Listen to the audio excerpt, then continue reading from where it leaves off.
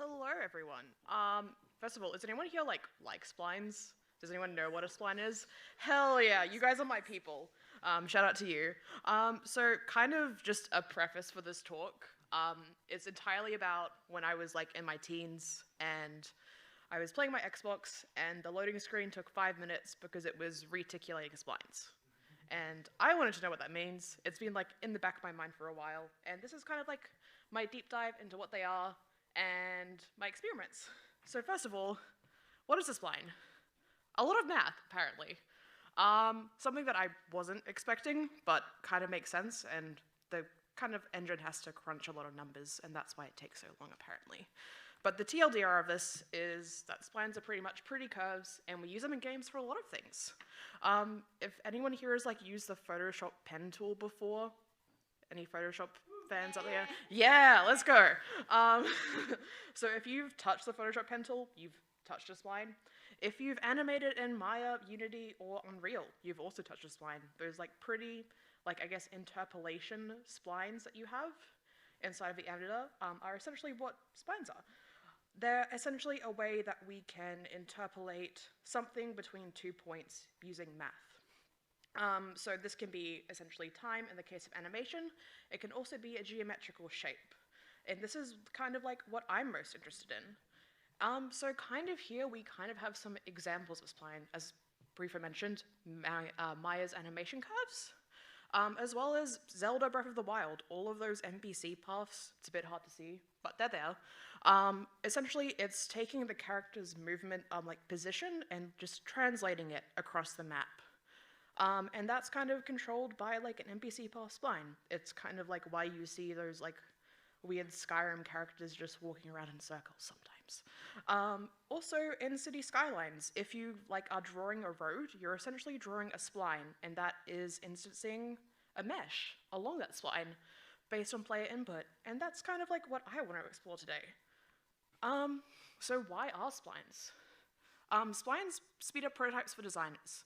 If you're blocking out a level and you need to like essentially build a path or a road or like walls very quickly, it's a very easy way for you to essentially instance a mesh along that spline and build like paths very quickly. There's no tedious asset placing for artists either. If you have tried going from Unreal to Unity and realizing that there's no foliage tool, it kind of is a bit of a pain, and that's something that I personally really like exploring in Unity itself and how I can apply splines in Unity. And it also allows us to have some kind of like randomness in terms of like random rotation, scale, and position as well, and kind of helps to create less of a destructive workflow. You're not like permanently placing an object down, you're kind of just having more ability to control things.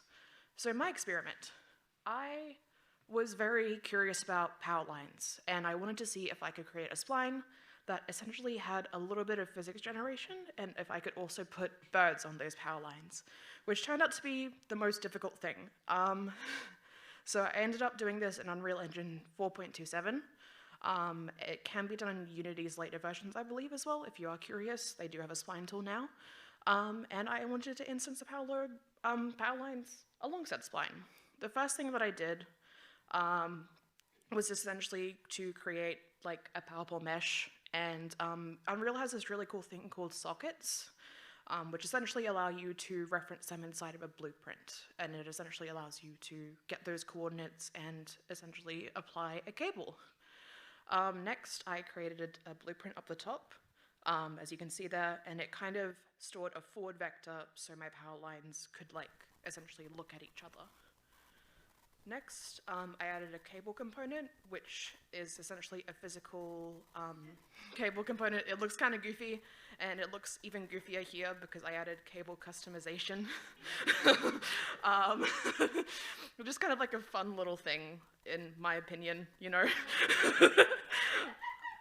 Next, the birds, because self-explanatory, a bird. And now they are on the cables. This was done by generating them after every cable particle position, because cables are particle spawned. I also wanted to make this like as user-friendly as possible because artists like things being user-friendly. There's a lot of cons to this, and I want to, like, I guess improve it for later, but because I am out of time now, here is my QR code, and if you would like to chat about Splines ever, hit me up.